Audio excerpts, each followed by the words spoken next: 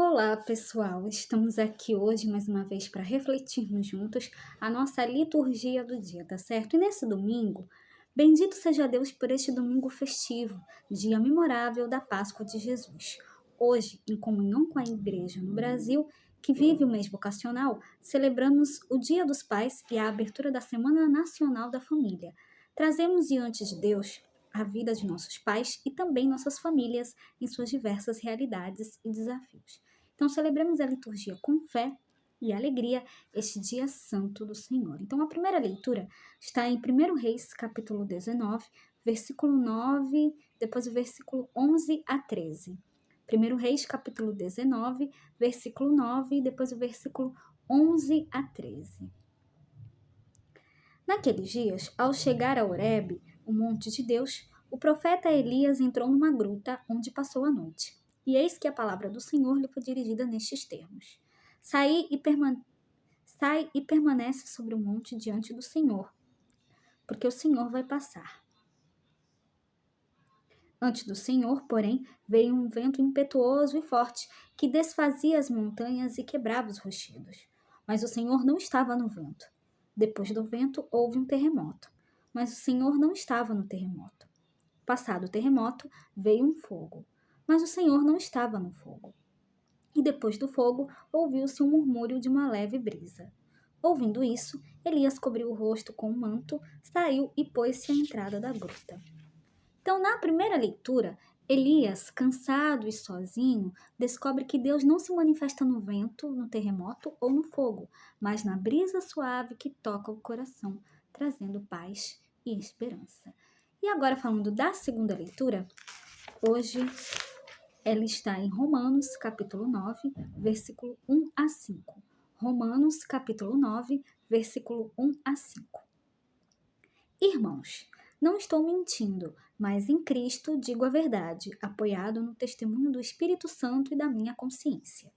Tenho no coração uma grande tristeza e uma dor contínua, a ponto de desejar ser eu mesmo segregado por Cristo em favor de meus irmãos, os de minha raça. Eles são israelitas. A eles pertencem a filiação adotiva, a glória, as alianças, as leis, o culto, as promessas e também os patriarcas. Deles é que descende, quanto à sua humanidade, Cristo, o qual está acima de todos. Deus bendito para sempre. Amém. Então, na segunda leitura, da carta aos Romanos, Paulo recorda aos romanos e a nós, em nossos dias, que a fé é um dom e compromisso. Viver e testemunhar a presença de Deus em nossa vida exige confiança em seu amor constante. E agora, falando do Evangelho, hoje ele está em Mateus, capítulo 14, versículo 22 a 33. Mateus, capítulo 14, versículo 22 a 33. Depois da multiplicação dos pães, Jesus mandou que os discípulos entrassem na barca e seguissem à sua frente para o outro lado do mar, enquanto lhe despediria as multidões. Depois de despedi-las, Jesus subiu ao monte para orar a sós. A noite chegou e Jesus continuava ali sozinho. A barca, porém, já estava longe da terra, era agitada pelas ondas, pois o vento era contrário. Pelas 3 horas da manhã, Jesus veio até os discípulos andando sobre o mar.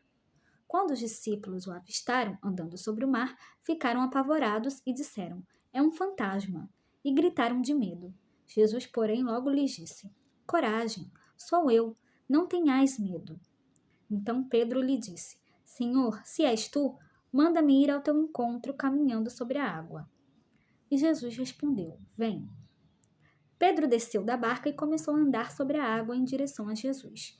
Mas quando sentiu o vento, ficou com medo e, começando a afundar, gritou: "Senhor, salva-me!" Jesus logo estendeu a mão, segurou Pedro e lhe disse: "Homem fraco na fé, por que duvidaste?"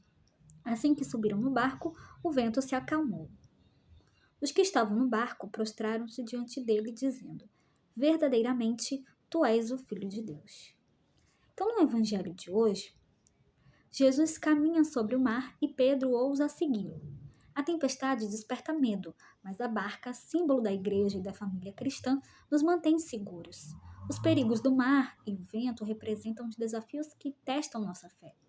Então, ao reconhecer Jesus como Filho de Deus, os discípulos antecipam a confissão do centurião diante da cruz. Verdadeiramente, este homem era Filho de Deus. O tema Comunidades Vocacionais, Encontro, Testemunho e Missão, iluminado pelo lema Perseverantes e bem unidos, partiram o pão pelas casas, nos inspira a viver a fé em comunidade. Nas comunidades eclesiais, o encontro, a oração e a partilha fortalecem a fé e tornam o testemunho mais vivo. Então, era isso que eu tinha para falar para vocês hoje.